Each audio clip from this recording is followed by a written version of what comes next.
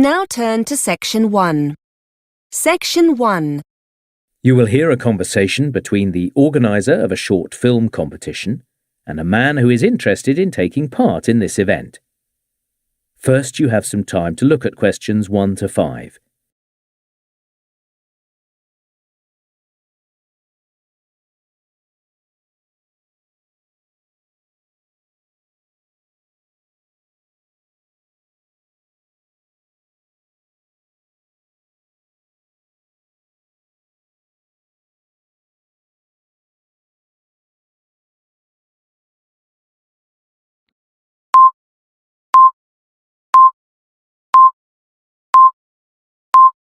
Listen carefully and answer questions 1 to 5.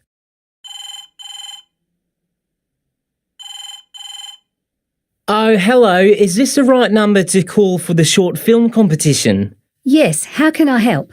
I know the competition's been running for 10 years, but I've never taken part before. I want to be clear on the rules. Is 20 minutes the maximum length of the film? That's correct. So, shall I run through some of the other rules for entry? That'd be great. I'll make some notes. All right, so the deadline for getting the whole film made and sending it in to us is on Wednesday, May the 15th. Oh, really? I thought the submission date was sometime at the end of June, the 30th. That's when the judges announce the winners. Right. I guess I don't have as much time to make this film as I thought. Now, just so it's clear, one of the rules is about the team of people you have working with you. Will you be doing most of the filming yourself? Probably, yes. OK, but perhaps you'll be needing some technical support with editing and the audio? I imagine so. That's fine, but you can't employ any professional actors, I'm afraid. They all need to be new to acting, having a go for the first time. I see. Not a problem. Now, I know that one of the rules is about the things you need to include in your film. That's right. Last year, all films had to include a scene with a broken pair of glasses. What about this year? Well, it's been decided that one of your main characters has to be a child. Or if you prefer, it could be an animal instead, but we have to see them in a number of scenes, OK? All right, I'll have a think about that. I'm not sure which one would be easier to work with. It can certainly be a challenge, but that's what the competition is all about. Now, it's not just our rules you need to think about. You might also need to get permission, say, for example, if you decided you wanted to add some music to the film. That sounds complicated. I suppose I could use a local band, people I know that would help out. I wouldn't need permission in that case. Good idea. Then you don't need to worry about the legal side of things. All right, that's clearer. Actually, is that right that the film doesn't need to be in English? Yes, because if a film wins the competition in this country, it could end up being part of an international competition. But if you're going to use another language, you've got to provide subtitles, and those do have to be in English and 100% accurate. If they're not, your film won't be accepted in the competition. Seems fair. Before you hear the rest of the conversation, you have some time to look at questions 6 to 10.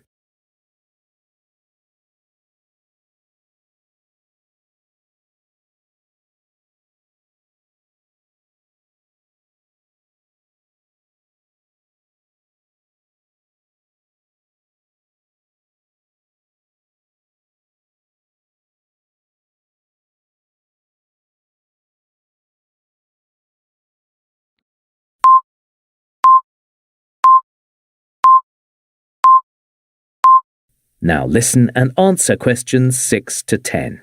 I don't suppose you could give me any advice about making the film, I mean. Of course. In my opinion, it's the script that you should concentrate on. That comes first. Work out what everyone's going to say and go from there. OK, thanks for that. And I read somewhere that you shouldn't have too many characters or locations. Yeah, I'd agree with that. I also read that with short films, the judges have their preferences. I mean, they seem to like films with a serious message, like a documentary. I guess I shouldn't do a comedy because not everyone laughs at the same thing. Yes, stay away from that kind of film. A story with a clear beginning, middle and end. That's what the judges look for.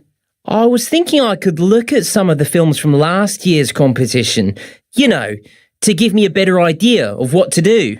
Yes, you could certainly do that. If you go to our website, have a look at last year's winner. His name was Greg Hislop. How do you spell that last name? Sure, it's Hyslop. His film was actually one of the shorter ones, but the judges really liked it.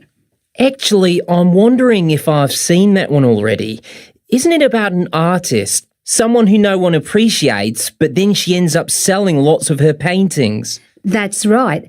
If you want to have another look, the film is called Imagine. It really holds your attention. Thanks. I'll have another look after this call. So, you know what the prizes are? It's $500 for third place, up to $2,000 for the overall winner. And of course, the winning films are shown in a theatre so the public can see them too. That would be an amazing thing to happen.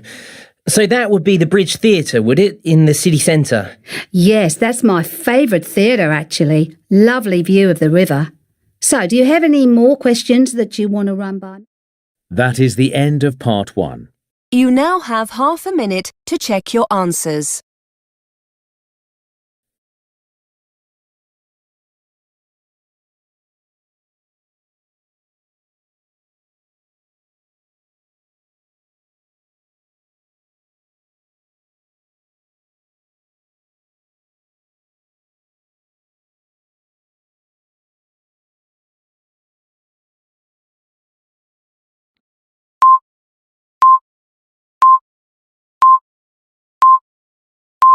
Now turn to Section 2. Section 2. You will hear a man talking to a group of volunteers who are involved in conservation work in an area called Eskdale Wood. First, you have some time to look at questions 11 to 14.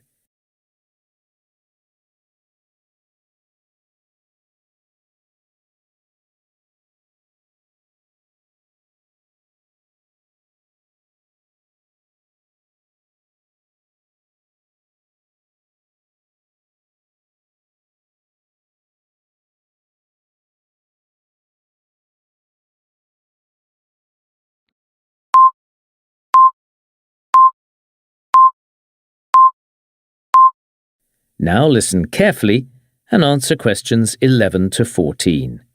Hello everyone.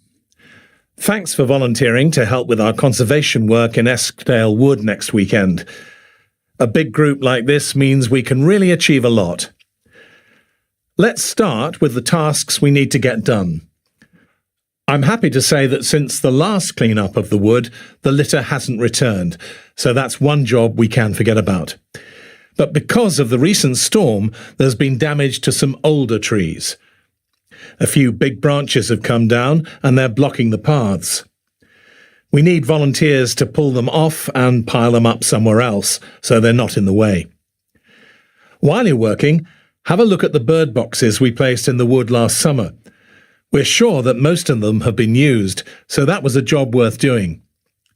The storm has also blown down the fences on the north side of the wood, so we'll need you to give a hand with repairs. There'll be someone there to supervise, so you'll get that job done quite quickly. What do you need to bring with you? Gloves are essential. You don't want to end up with cuts and dirt all over your hands. If you don't have a good pair already, I'd suggest popping into town and buying a pair from the garden centre. They seem to have a good range. Now, the forecast is for cloud, but at least it'll be a dry weekend. You can leave your sunscreen at home. As usual, we'll be handing out any tools you need at the start of the day. Spades, saws, hammers, it'll all be supplied. There are parts of Eskdale Wood which are still muddy after the storm, so I'd recommend boots. You'll need to supply your own, and I'd put them on in the car park if I were you before you enter the woods. And thanks to some funding from the local residents committee, we've got a bit of money for snacks, so I'll be bringing some sandwiches with me for everyone. Before you hear the rest of the talk, you have some time to look at questions 15 to 20.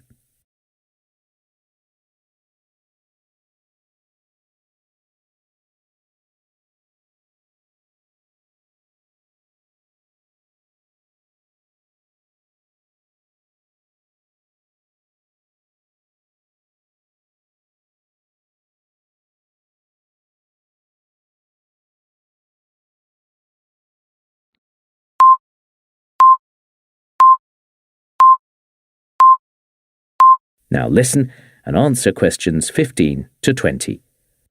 Right. Some of you have expressed an interest in taking part in this year's bird count. The bird count is really useful. It tells us which native birds are doing well or if their numbers are declining. And we can also find out if there are any new species of birds that don't normally inhabit the woods. So, if you decide to take part in the bird count, there are a few things you need to do. Nowadays, people don't tend to record what they see on paper. It's all done through a mobile app. To get one of those, you'll need to go online and find a website like eBird or NestWatch. If you've never signed up with them before, register your details and they'll send a mobile app to your phone. Once you've got that sorted, you need to consider exactly where you're going to count the birds. You might decide to spend the day, say, just in a single field, or you might want to cover a wider area. It's up to you. Stay away from privately owned land because you'd need to get authorization for that.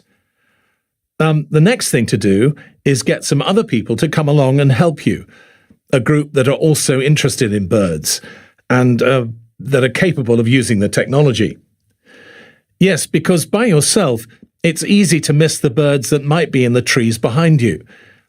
Then, on the day of the bird count, you need to give all your helpers a printout, showing pictures of the birds you're hoping to see. The pictures should be clear enough so people can really distinguish between similar-looking species. So yes, the document should be in colour, really. Also, remind people that the bird count is not a race to find the most birds possible. It's supposed to be a group effort, with everyone staying in the same place. What else?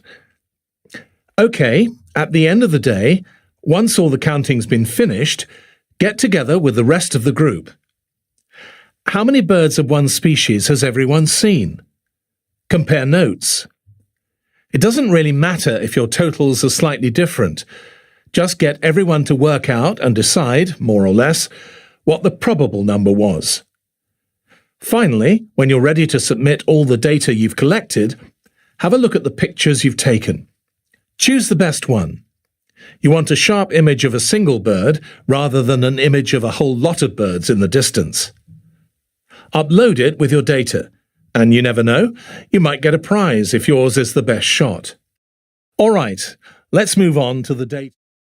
That is the end of part 2. You now have half a minute to check your answers.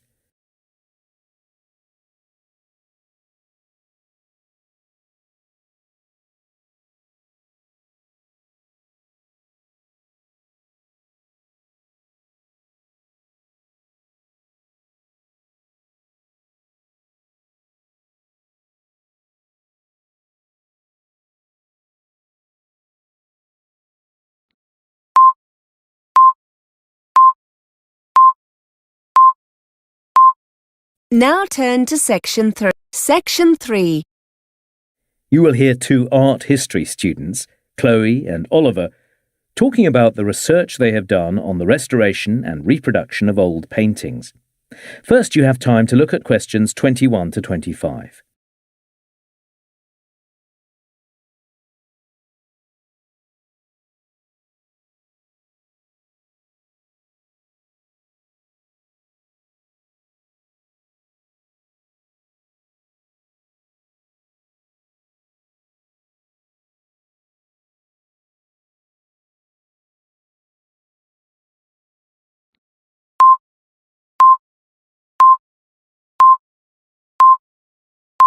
Now listen carefully and answer questions 21 to 25. OK, Chloe, let's put the presentation together. What do you want to include in the introduction? Well, we're looking at the restoration of old paintings and the reproduction, so we should begin with a definition to show how those two things are different. Is that necessary? Let's start in a visual way, show some paintings that have been restored, and talk about why it was necessary. So, for instance, a painting that was damaged by water and another one by insects or by sunlight. Okay, let's go with that. It'll get everyone's attention. After the introduction, we should tell everyone about our museum visit. Yes, it was great to see people restoring paintings in front of us. Did you know that most of the restorers we met didn't have a degree in art history? They'd done things like chemistry and archaeology. I never would have imagined that. Me neither. I had no idea those kind of skills would be useful. Apparently, a painting can take a year to clean. I guess it would. And one guy I spoke to told me they're always experimenting, reading up on different ways to clean the paintings. So, would you be interested in a career in art restoration? You know you don't actually need to be able to draw, so it might suit you. Very funny. Look, I think it would be a great job, but I wouldn't choose to do it. You get to work in interesting places, that's true. I mean, sometimes you'd be working in a public place, like restoring the paintings high up on a church ceiling. With the public watching? I wouldn't mind that. But the thing is, when someone owns the painting you're working on, you've got to get it right. What if they didn't like the colors you'd used? Too much pressure. True. Since we visited the museum, I've been researching other restored paintings. One was a Dutch landscape. It had been hanging in a museum for over 100 years, and everyone just thought it was a nice scene of people on the beach. And then a restorer started cleaning it and discovered someone had painted over a whale. A whale? Yes, the original artist had painted a whale on the beach, and later, I suppose the painting was bought by someone who thought the whale ruined a pretty scene, and they paid another artist to cover it up. You must be right.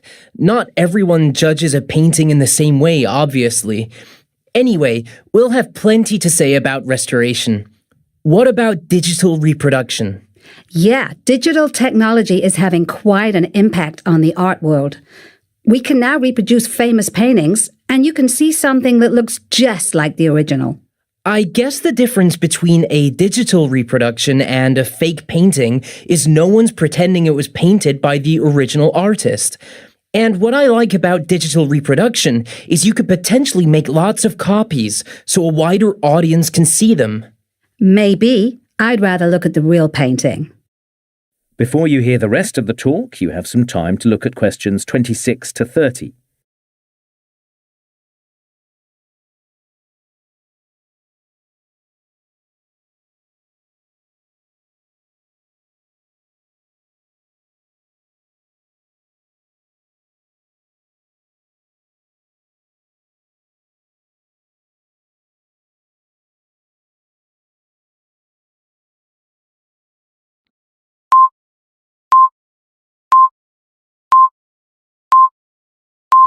Now listen and answer questions 26 to 30. Okay, so if we're talking about digital reproduction of art, we have to mention the company Factum Arte and how they reproduced famous paintings that had been lost or damaged so they can go on public display. Good idea. Let's note down the challenges the team faced. What about Vincent van Gogh's 6 Sunflowers?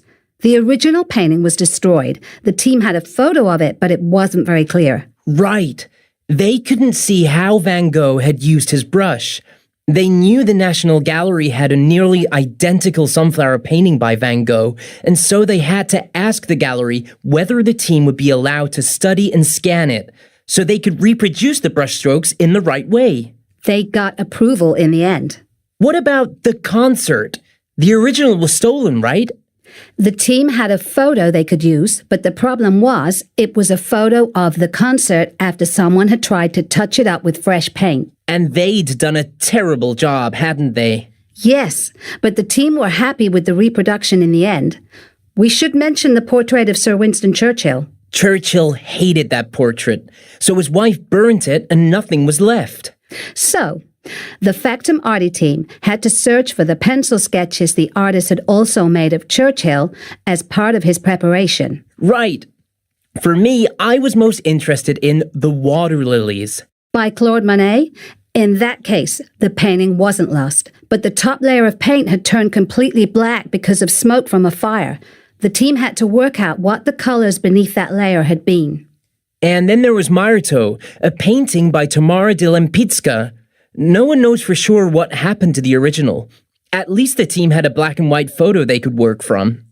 But they needed to know what colors Lempicka would have used. And most of her other paintings are held in private collections. Because of that, they couldn't go and see them. That's a shame, because her work would have been... That is the end of part 3. You now have half a minute to check your answers.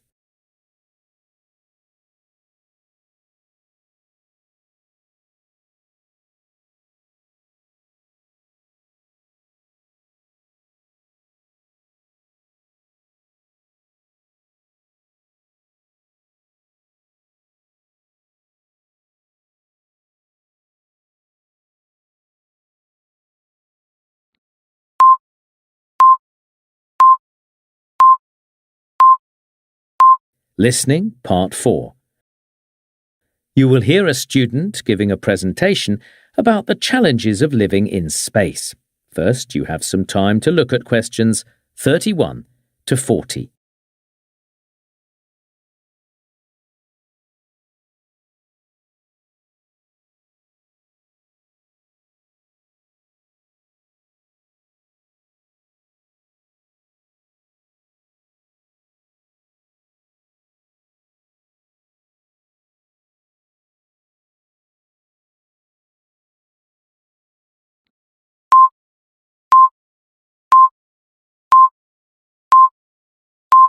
Now listen carefully and answer questions 31 to 40. Hello everyone. So I'd like to tell you about some of the challenges of living in space. We'll start with the International Space Station, or ISS as it's often called. The ISS has been in space, in orbit around the Earth, since 1998. Over 200 astronauts have lived on board, and one of the biggest challenges for them is living in microgravity. So, what happens when you're living in microgravity 24 hours a day for months? For a start, it affects your blood circulation. On Earth, your blood would naturally be pulled towards your feet, but in space, it goes to your head, and we'll talk a bit more about the consequences of that later. But it also goes to your chest, and that's why astronauts have to be careful about their blood pressure. Microgravity also affects the minerals stored inside your body. Over time, for example, the amount of calcium inside your bones begins to decrease, so the bones become weaker. Yes, it's not much fun living in space. The astronauts have to maintain a very strict exercise program. They do 2.5 hours of exercise 6 days a week. If they don't, what happens is that their muscle begins to waste. Some of it also turns into fat. And one final problem that some astronauts experience, they find that when they get back to Earth, they can't see clearly. Scientists aren't exactly sure why this happens, but it seems that the astronauts' vision can be permanently affected. Another challenge with living in the ISS is you have to take everything you need with you. So space agencies like NASA are constantly improving the way they recycle things. Water, of course, is a vital resource, and every little bit counts. That means that even the sweat that the astronauts produce is recycled. I know that doesn't sound very nice, but NASA says their water is purer than anything you'd drink on Earth. So, what's next? Humans are already living in space, in the space station, but now the goal is to live on the Moon or Mars. For this, we need to make buildings, and the challenges for engineers and architects are even harder. It's incredibly expensive to transport materials into space, so they need to be as light as possible. The alternative is to use materials which already exist on the Moon or Mars, and this does seem to be the sensible way forward. So to make buildings on the moon, for example, we could use rock. And the moon also has plenty of useful minerals. These can be made into metal, into brick. And some engineers are also suggesting they could produce paint.